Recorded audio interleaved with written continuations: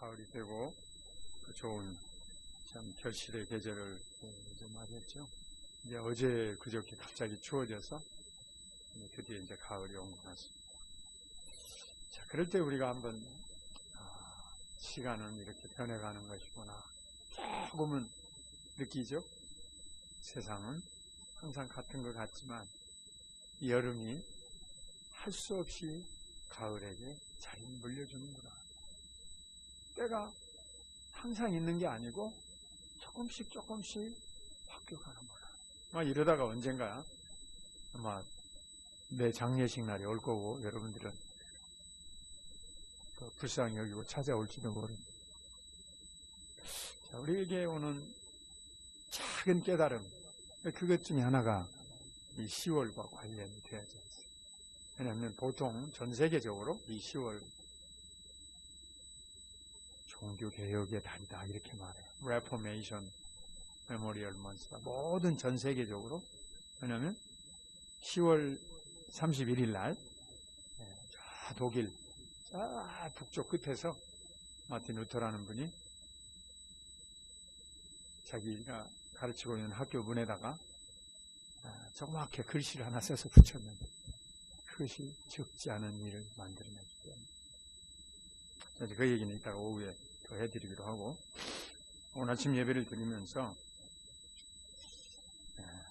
여러분과 함께 여기 이 성경이 가르치는 이 말씀이 지금 우리에게 어떤 교훈을 주는가, 또 우리가 무엇을 오늘 아침에 이 작은 시간의 변화, 계절의 변화, 또 우리 일상의 변화 속에서 무엇을 우리가 여기서 깨달아야 할 것인가 하는 것을 잠깐 같이 나누려고 합니다.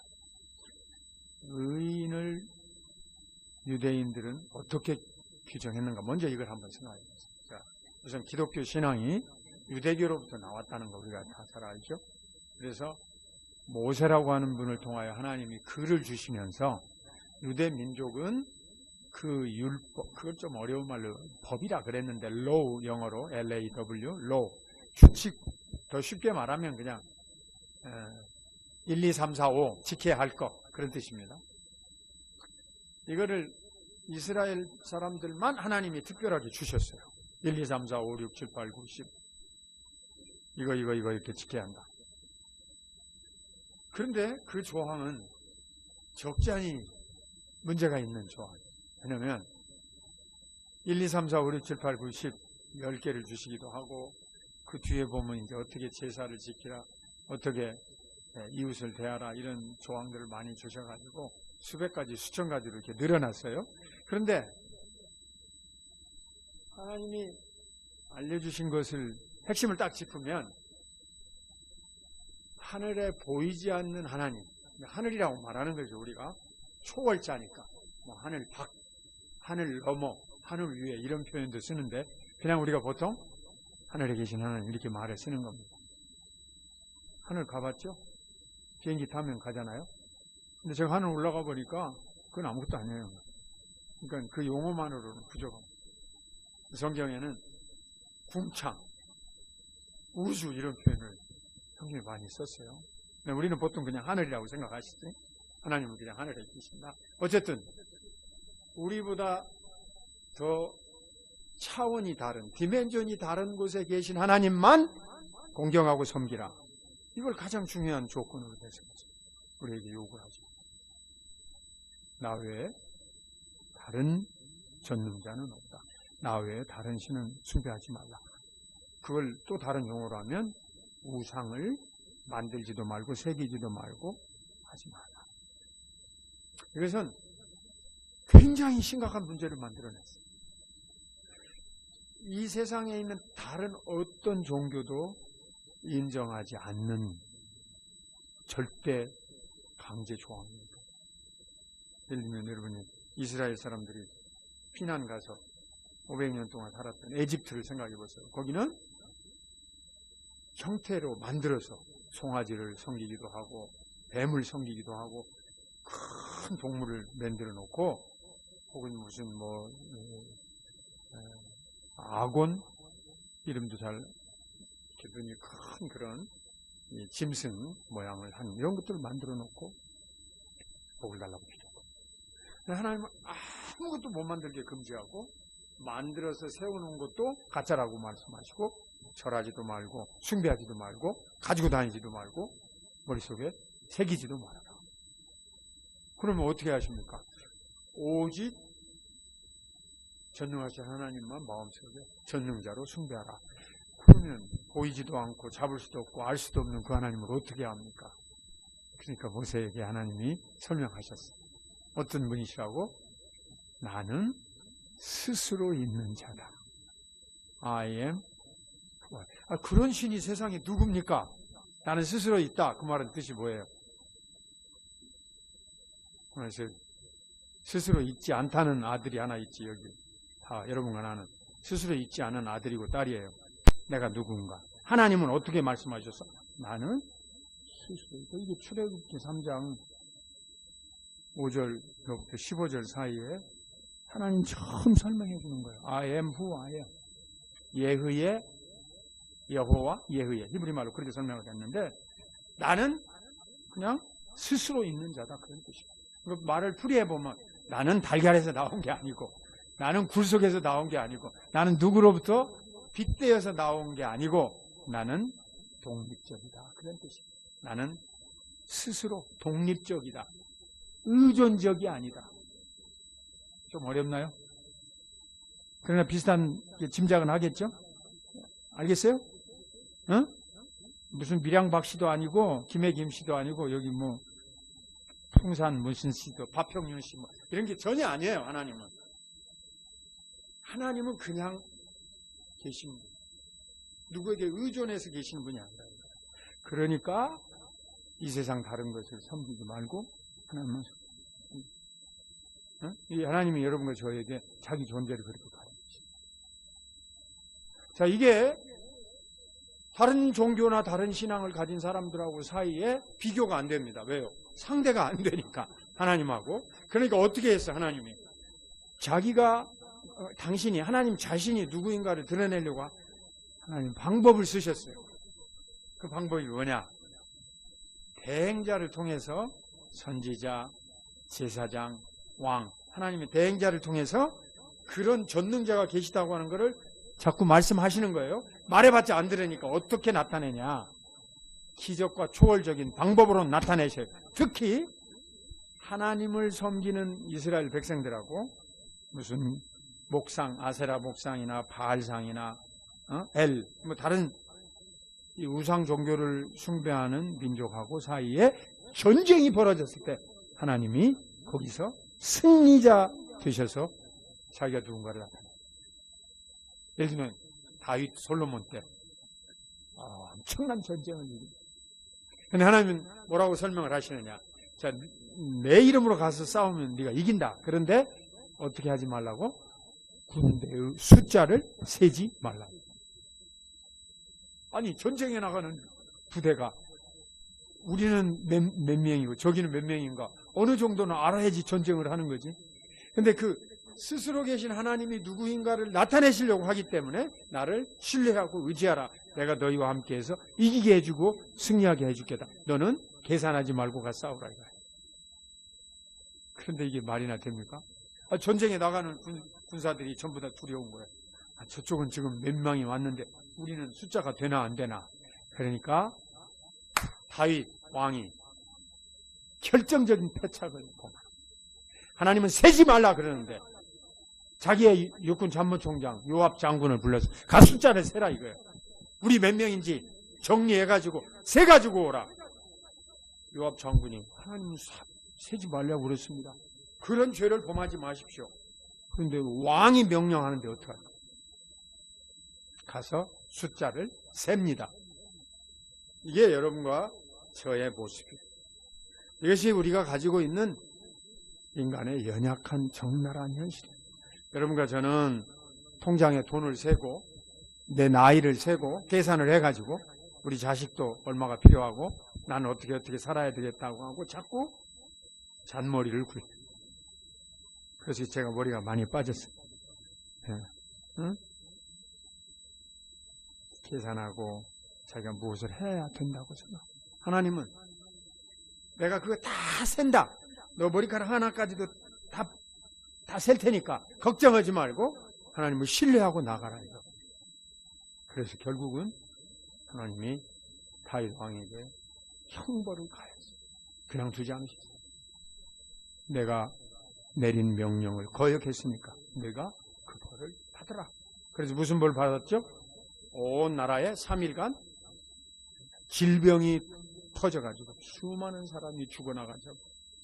하나님으로부터 침묵을 받게 됩니다. 하나님은 이렇게 여러분과 저에게 설명을 하셨어요. 나 외에는 다른 신을 두지 말고 나를 의지하고 전능자를 믿고 살아라. 세월이 지났습니다. 세월이 계속 지나갔어. 그러면서 설명을 하지만 다 뒤섞여가지고 다른 종교나 하나님을 믿는 종교나 별로 차별이 없이 자꾸 뒤섞였어요. 그러니까 하나님이 어떻게 해요?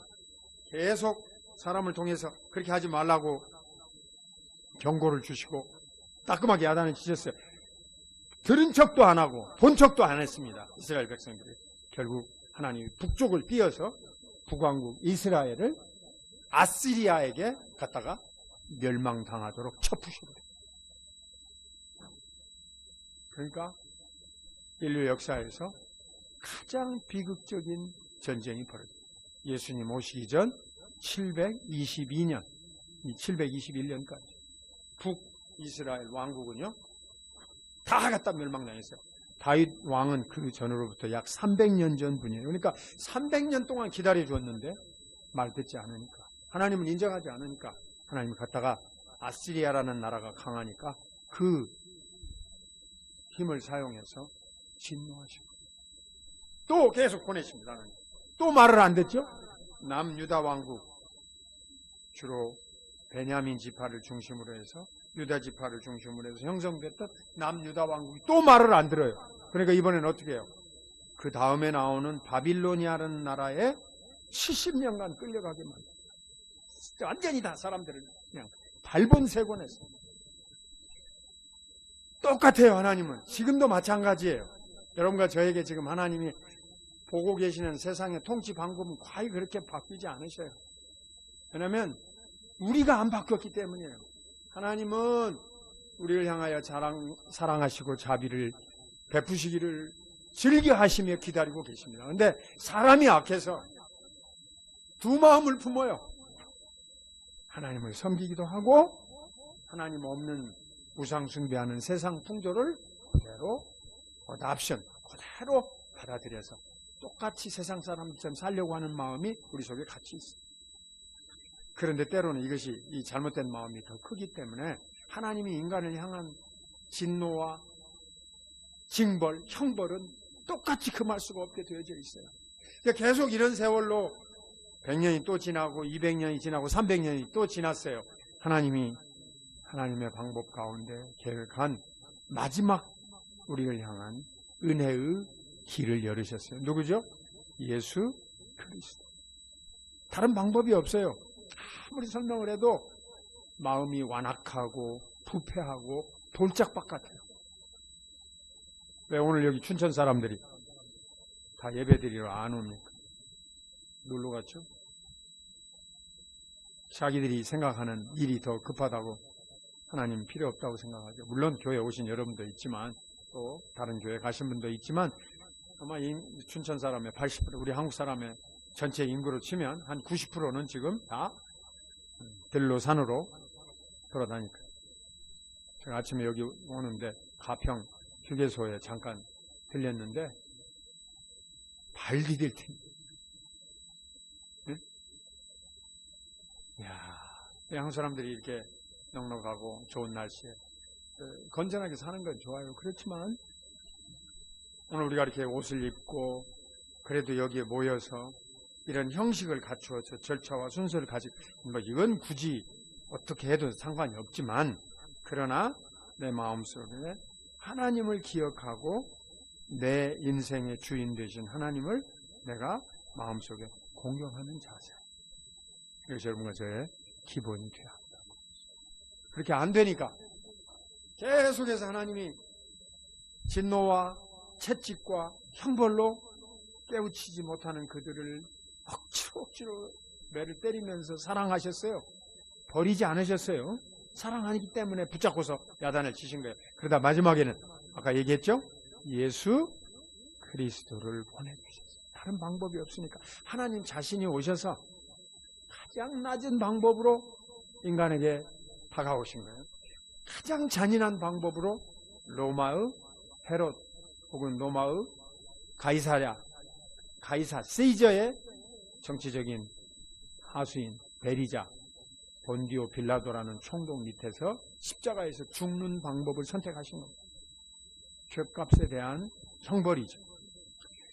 그것을 여러분과 저에게 치르지 않게 하시려고 하나님이 예비하신 거예요. 왜냐하면 인간은 그것을 해낼 수가 없는 것을 아시기 때문에.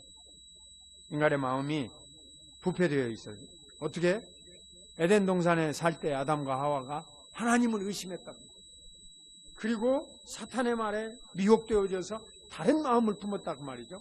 이 두 마음은 거기서부터 시작된 거예요. 하나님은 먹지 말라. 나머지는 다 먹게 했으니까 내가 금지한 것만 지키라. 그건 늘 하나님이 주시는 말씀이에요. 나머지는 다 먹고 살아. 자, 우리 둘째 아들 에덴 동산에서 옷을 입었을까 안 입었을까? 진짜로? 아무것도 안 입었어요? 그럼 어떻게 됐어요? 아무것도 안 입었으면. 네, 맞아요. 성경에 그렇게 돼 있죠. 부끄러운 줄 몰랐더라. 왜? 죄라고 하는 개념이 없기 때문에 무엇이 죄고 무엇이 옳고 하는 개념이 없어요. 그냥 자연스럽게 옷 벗고 살았어요. 그게 얼마나 좋았을까요? 하나님과 언제나 만나고 온 열매와 온 에덴 동산의 푸르른 초원 속에서 행복하게 살았습니다. 근데 하나님을 거역하고 사탄의 의심. 근데 사탄이 어디서 나타났는지는 성경에 설명이 없어요. 우리는 타락한 천사로 풀이하는 다른 성경을 빗대어서 우리가 알 수 있게 된 거예요. 하나님을 거역하려고 하는 영적인 세계에 투쟁이 있었다고 하는 것을 조금 우리가 짐작할 따릅니다. 자, 그래서 죄가 사람에게 들어왔고 그로 인하여 하나님이 명령을 내리신 거예요. 너희는 다 에덴 동산에서 나가라. 그래서 쫓겨나서 우리가 이 땅에 오게 됩니다. 여기는 엉겅퀴와 가시가 덮여있는 세상이라 성경이 그렇게 말했어요. 엉겅퀴와 가시. 찌르고 힘이 듭니다. 여기서 농사를 하나 지려고 하면 풀이 더 나쁜 것이 많이 나와요. 그럴 만큼 여기서 먹고 사는 인생길이 힘든다 하는 표현이에요. 먹고 사는 게 힘들어요. 그래 남자에게는 이마에 땀을 흘리라 하셨고 여자에게는 해산의 수고로 너희의 죄를 갚으라 그랬어요. 응? 우리 여기 결혼하셨지? 응. 애기는 아직 없어요. 그러니까 해산의 수고를 안 해봤죠? 그런 것 같아 내가 보기에. 근데 누가 벌을 더 받았는가 내가 내하고 우리 아내하고 사이에 가끔 토론을 해요. 남자는 처자식 먹여 살리려고 이마에 땀을 흘리느라고 죽을 고생하죠? 남편들의 수고를 이해해 주셔야 돼. 별로 능력 없는 남편이라도 고생을 하고 있으니까 이해를 해 주셔야 돼. 아주 격려를 해줘야 돼. 아내는, 여자는 먼저 사탄에게 꾀임을 받았으니까 그 대가로 해산의 수고를 하라고 그랬어요. 그래서 저는 3남매를 낳았는데 3남매를 기르는데 우리 둘이 늘 토론을 하는 거예요. 누가 더 벌을 많이 받았는가. 제 아내가 자기가 벌을 더 받았다고 그래요. 애기 셋을 낳고 나니까 이렇게 몸에 척추가 늘어났는지 좌골 신경통이 생겨가지고 발이 저리고 아파요. 이제 60이 넘으니까. 힘든 거야. 인생을 사는 것은 다. 응? 그런 형벌만이 아니고 이 땅에 태어난 모든 인간은 결정적인 하나님으로부터의 징벌을 받았어요. 진노를 받았어요. 뭐죠? 흙으로 돌아갑니다. 죽음을 피할 수 없게 돼요. 그것이 하나님을 거역한 인간의 본질이고 본연의 모습이에요. 우리 이광훈 목사님 여러분에게 늘 인간의 전적 부패를 설교 잘 하시는 줄로 아는데 하나님이 방향을 정해놨어요. 왜냐하면 이건 안 고쳐지는 불치의 병을 안고 있는 존재들이에요. 인간은 이미 타락해서 부패하고 오염된 성향을 가지고 있기 때문에 이 땅에서 흙으로 돌아갈 수밖에 없어요. 이 속에는 선이라고 하는 것은 없어요. 오직 하나님이 예수님을 통하여서 여러분과 저에게 선물로 주신 것 외에는 선이라고 하는 게 없는 존재예요. 우리 속에는 없어요. 어저께 저녁에 텔레비를 보니까 중국, 비유로 들어요. 중국에 지금 한국을 능가하는 세계적인 기업이 중국에서 4개 나왔어요. 우리는 삼성전자, 무슨 현대자동차 이렇게 말하잖아요. 한국은. 중국은 지난 10년 사이에 이런 한국의 삼성전자나 현대자동차를 능가하는 총 회사의 매출이나 주식값이 능가하는 회사가 4개가 나왔어요. 여러분 보통 아는 회사예요. 마윈이라는 사람이 하는 알리바바. 상품을 인터넷으로 사고 파는 웹사이트 상거래, 전자상거래 회사인데 이 회사가 하루에 팔아치우는 물량이 많이 파는 날은 대한민국 총 1년 예산에 비슷하게 팔아요. 그 다음에 샤오미라고 하는 회사가 새로 나왔는데 희한한 회사예요. 중국 전체의 통신망을 만든 회사예요. 나이 드신 분이 만들었는데요. 자, 우리 한국에 없는 회사들이 중국은 이렇게 창업을 해가지고 새로 만들어서 우리 옆 나라에서 우리를 위협합니다. 내가 지금 하려고 하는 얘기의 본질을 놓지 마세요. 그러면 중국은 지금, 그러니까 한국은 간단히 말하면 자동차를 한국에서 1년 내내 제일 많이 판 한 해, 기아 자동차니 쌍용 자동차 다 합쳐서 GM, 대우 최고로 한국에서 자동차를 많이 팔면 50만 대 판답니다. 예? 중국은 지금 한 해 몇 대씩 자동차를 파느냐? 2천만 대. 우리는 50만 대 팔면 한 해에 그냥 여러분 말로 대박이 나는 숫자예요. 50만 대를 팔면. 우리나라 모든 자동차 회사가 한국에서 팔아 수입을 얻는 거는 외국에도 물론 팔지만 한국에서 50만 대. 근데 중국은 2천만 대를 팔아요. 그러면 지금 중국 사람들의 마음속이 그렇게 돈을 벌고 그렇게 잘 됐으니까 세계 1등 국민으로 올라가 있고 잘 됐느냐. 내가 그 말 하려고 하는 거예요. 지난달에도 내가 중국 갔다 왔는데 강의해 주러 중국을 100번 넘게 가본 제 입장에서 보면 중국은 말도 못하게 양극화가 심해가지고 저 위에 잘 사는 사람하고 밑바닥에 못 사는 사람하고 사이에 거리가 하늘 같다. 그러니까 98%는 못 살고 중국 2%가 그런 지금 회사에 창업 큰 신화를 만든 사람. 그래서 이 2%가 98%를 동정하지 않기 때문에 사람들은 다 슬프고 힘들고 어렵게 되어져 있어요. 내가 하려고 하는 포인트를 잊지 마세요. 그렇게 먹고 살 것이 많아지고 회사나 혹은 기업이 커졌다고 한들 제가 가보니까 행복하고 기쁜 사람들이 별로 없어요. 늘 느끼는 거지만은 여기 춘천 여러분들이 훨씬 더 행복해 보이고 훨씬 더 좋아 보여요. 전 세계 어디 가서 이렇게 비교를 해본들 그것은 변하지 않는 것 같아요. 왜냐하면 행복은 저를 따라서 해보세요. 하나님이 주신 평안이다. 아멘. 하나님이 주신 예수 그리스도를 향한 믿음에서부터 우리에게 주어졌고 그래서 우리가 거기서 무엇을 얻게 되죠? 아까 내가 말했죠. 인간은 다 지금 흙으로 가게 되어 있죠. 그런데 여러분과 저는 하나님을 믿고 그분이 보내신 예수님을 마음속에서 신앙으로 받아들이면 그 아까 그 죽음, 그 아까 멸망 여기서부터 자유함을 얻을 수가 있어요. 나는 공동묘지로 갈 거예요. 혹은 나는 제가 되어서 강물에 뿌려지든지 흙으로 갈 거예요. 거기서 벗어날 길은 없어요. 그런데 그 죽음 다음에 오는 다음 하나님과의 영생을 믿기 때문에 마음에 자유함이 있습니다. 이것이 모든 마음의 고통을 푸는 행복의 내용. 나는 자유하다. 어떻게? 여기 뭐라고 그랬어요? 누구든지 믿음을 가지고 예수님을 신뢰하면 의인이라고 인정해 주신다. 의인은 믿음으로 말미암아 살리라.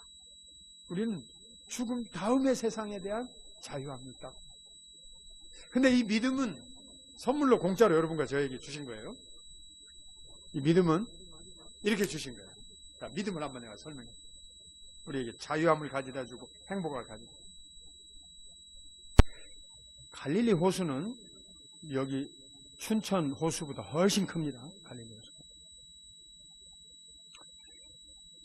거기가 굉장히 많은 큰 호수예요. 그 안에서 고기들이 새끼들을 낳고 알을 낳고 하기 때문에 뭐 밖에서 이렇게 연어같이 이렇게 바다로부터 물이 통하지는 않는 곳이지만 민물 고기가 많은 곳이에요. 어? 베드로가 거기서 고기를 잡는 동네의 조그마한 민물고기 생업을 종사했던, 뭐 우리가 그걸 어부라고 친다면 말할 수 있는 사람이 그것만 했겠습니까? 근데 어느 날 한 마리도 못 잡았어요. 밤새. 그렇게 못 잡을 수가 없는데 한 마리도 못 맞아요. 어떤 분이 물가에 서 계셨어요.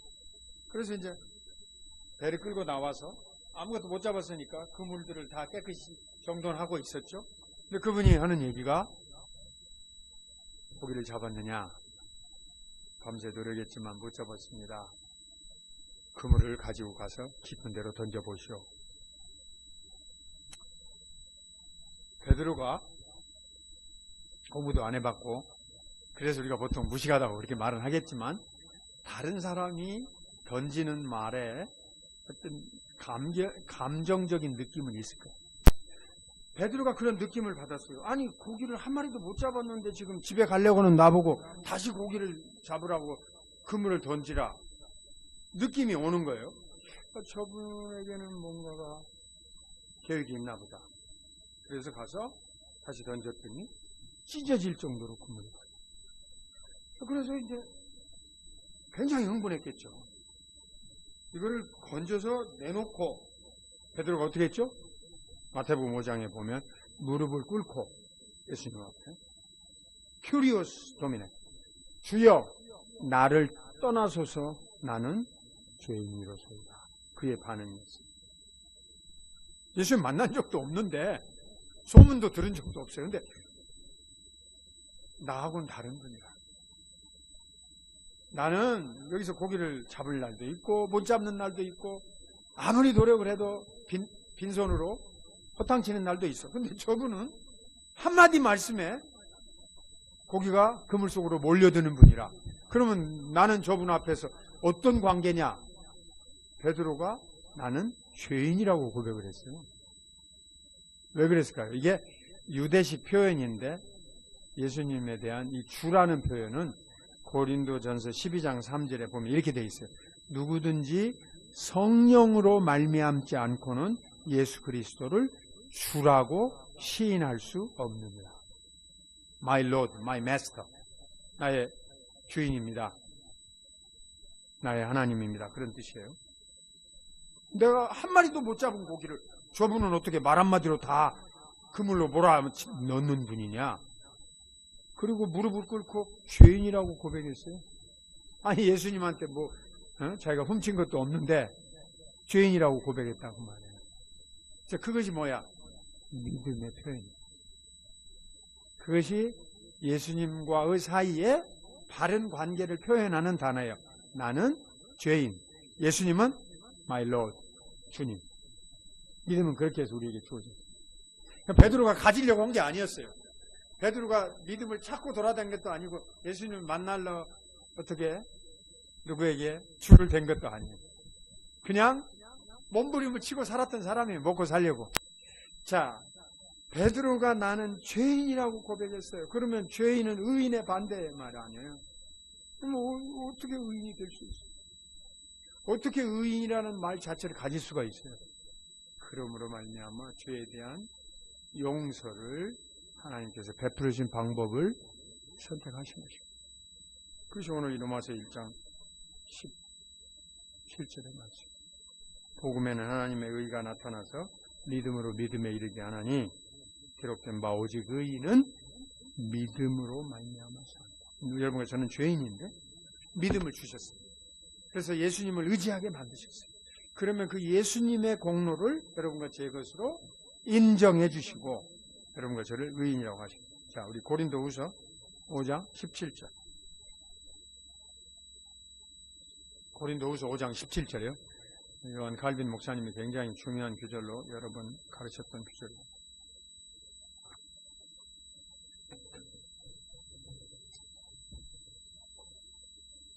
시작. 그런즉 누구든지 그리스도 안에 있으면 새로운 피조물이라. 이전 것은 지나갔으니 보라 새 것이 되었다. 다시 한번 읽어봐요. 다 같이 시작. 그런즉 누구든지 그리스도 안에 있으면 새로운 피조물이라. 이전 것은 지나갔으니 보라 새 것이. 아멘. 그리스도 안에 있는 사람, 예수님을 믿는 사람을 뜻하는 거죠. 그리스도 안에 있는 사람, 예수님과 연합된 사람을 의미하는 거예요. 그리스도 안에 있는 사람, 예수님 믿는 사람, 예수님이 택하신 사람, 이 사람은 새 사람이다. New creation. 새 사람이다. 새 사람이다. 그게 바로 의인이라는 뜻이에요. 옛 사람은 죄인이거든요. 이 사람은 믿음을 가지고 있는 새 사람이다. 여러분, 제가 이렇게 한국에 살면서 춘천 여기에 혹은 어느 속초든지 우리가 이렇게 사는 동안에 이 성경 말씀을 통하여서 우리에게 나타나신 하나님의 계시를 이렇게 배울 수 있었다는 건 엄청난 축복입니다. 그래서 내가 사는 이 인생이 아까 우리는 이제 자유함에 대해서 가졌다고 그랬는데 힘들어요. 우리가 먹고 사는 세상이 힘들고 어려워요. 복잡하고 여기는 아주 얽히고 설켜가지고 음모, 경쟁, 미움, 질투 평안하지가 않아요. 부부 사이도 그렇고 가정도 그렇고 형제 사이도 그렇고 다 마찬가지예요. 밟고 비비고 지금은 더 힘들어졌어요.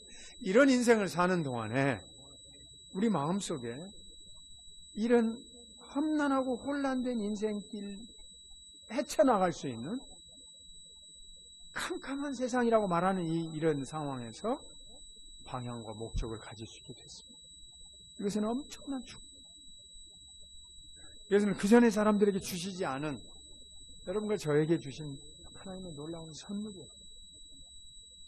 그래서 오늘 제 말씀은 이렇게 결론을 맺으려고 합니다. 자, 그것을 우리가 배우게 된 거예요. 아하, 나는 원래는 죄인이었는데 하나님이 긍휼을 베푸셨구나. 그래서 나는 의인이라고 예수님을 믿는 자녀로 삼아주셨고 받아주셨고. 여러분과 내 속에는 의의가 없어요. 별로 좋은 게 별로 없어요. 맨날 생각하는 게 꼼수 같은 거밖에 더 있어요. 우리는 다른 의인의 요소가 아무것도 없어요. 그런데 예수님을 믿는 믿음이 내 속에 들어와 있어. 그건 어떻게 설명은 못 하겠는데 빼낼 수는 없어. 나로부터 지워지지는 않아요. 그러니까 우리가 오늘 예배드리러 여기까지 온 게 된 거예요. 근데 그 믿음을 가지고 있는 여러분과 저를 하나님은 새로운 옷을 갈아서 입힌 새 사람과 같다. 목욕하고 깨끗이 씻은 새로운 사람과 같다. 이렇게 인정을 해주시는 거예요. 너는 내 아들이다. 너는 내 딸이다. 자, 그래서 오늘 제 결론은 뭐냐? 이 말씀을 들으면서 의인은 믿음으로 산다 그랬으니까 무엇을 우리가 더 반성하고 자각하고 결심해야 되겠느냐 그 말이에요. 오늘 이 시간에 예배드리는 날이에요. 우리가 주의 날이라고 정한 날이에요. 일요일이 아니고 예수님이 부활하신 날이에요. 이렇게 우리가 생각하고 여기에 모이는 쉬는 날이어서 모이는 게 아니고 쉬는 날은 주 5일제가 되면서 어제도 쉬었어요. 토요일도 쉬었어요. 아빠 주 4일제가 되면 금요일부터 쉴지 몰라요. 그리고 옆에 건너가면 이란, 이라크, 사우디아라비아는 전부 쉬는 날이 금요일 날입니다. 일요일 날은 다 출근해요. 100% 출근해요. 시스템이 달리 돌아가니까. 해가 그쪽에서 이렇게 뜨는 시간도 다르니까. 어쨌든 또 다른 말로 하면 오늘은 여러분과 제가 하나님 앞에서 정하여서 우리가 예한교회가 정하고 정목사님 교회가 정하여서 성도들이 모이는 날이고 예배하는 날로 규칙을 세운 날. 이 날도 좋고 금요일 날 드려도 좋고 다른 날 드려도 좋다고 돼 있어요. 바울 선생님이 설명한 거에 보면 날은 중요한 게 아니라 마음이 중요해요. 이것이 핵심이에요. 오늘 제 드리고 싶은 말씀. 오늘 여러분과 저는 10월 9일 날 10월 달에 매우 좋은 계절에 여기 서 있어요. 그런데 이 날은 뭐죠? 여러분과 제가 지금 살아있는 날. 앞으로 살 거지만 우리 인생에 오늘보다 소중한 날은 없어요. 지금이 중요한 날. 하나님 앞에서 더 중요한 날은 따로 있다고 생각하지 마세요. 지금이 중요한 날이에요. 무슨 뜻이냐면 마음을 다하고 뜻을 다하고 성품을 다하고 힘을 다하고 목숨을 다해요. 다시 마음을 다하고 힘을 다하고 성품을 다하고 뜻을 다하고 목숨을 다하고 예수님이 하신 말씀이에요. 이건 뭐죠? 둘째 아들 전체를 말하는 거예요. 자기 인간 전부를, 자기의 마음, 자기의 뜻, 자기 성품, 자기 의지, 자기 목숨, 에? 죽기 살기로, 그런 뜻이죠. 뭐 하라고? 돈 벌으라고? 공부하라고? 연애하라고? 아니고 마음을 다하고 성품을 다하고 뜻을 다하고 힘을 다하고 목숨을 다해서 어떻게 하라고요? 주 너의 하나님을 사랑하라. 이것에 대한 반성이 있어야 돼요. 오늘 아침에 내가 정말 하나님 사랑하는가? 왜냐하면 하나님은 여러분과 저를 사랑해서 아들을 주시고 가장 소중한 것을 쏟아버리죠. 아들을 십자가에서 처절하게 피 흘려서 죽이게 하고 무덤에 묻어버리셨어요. 하나님이 가장 소중한 것을 내놓고서 여러분과 저를 사랑했기 때문에 하나님 여러분과 저에게 정신 차리라고 요청을 하시는 거예요. 도대체 너는 뭘 사랑하냐? 너는 도대체 나를 사랑하냐? 도대체 나를 인정이라도 하느냐? 그런데 네 마음속에 나를 사랑한다고 하면서 네 마음을 다해봤냐? 네 정성을 다해봤냐? 네 뜻을 다해봤냐?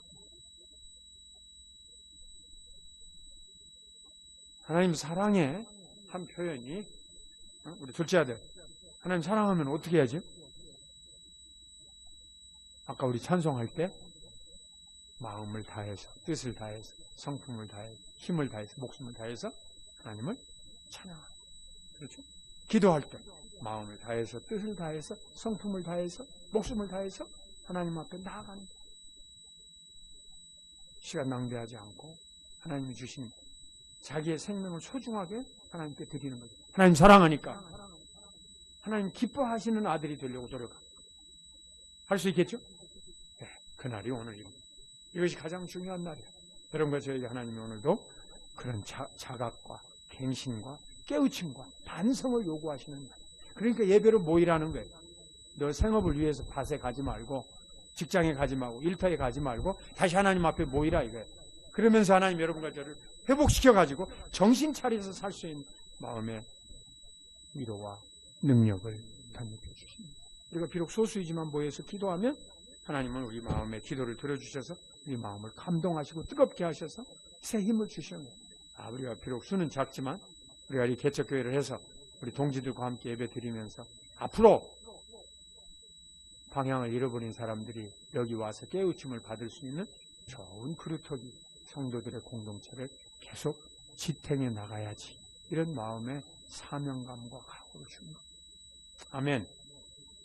오늘은 그런 사명감과 소명의식과 역사인식을 새롭게 갖는 날, 그것이 바로 하나님 앞에 우리가 모인 날입니다. 우리가 살아있는 이런 은혜가 계속되기를 예수님의 이름으로 축원합니다.